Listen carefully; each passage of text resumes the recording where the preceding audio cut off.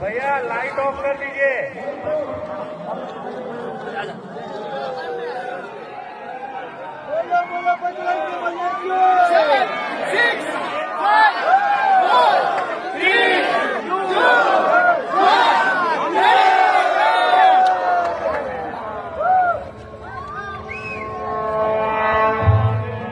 సర్వ మానవాళికి రక్షకుడు, మనకు కొండంత అండగా నిలిచేవాడు.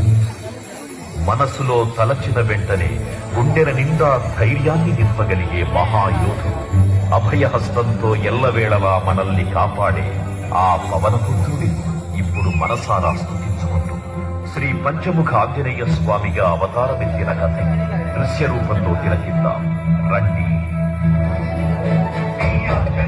ప్రసన్నాంజనేయం ప్రభానిత్యకాయం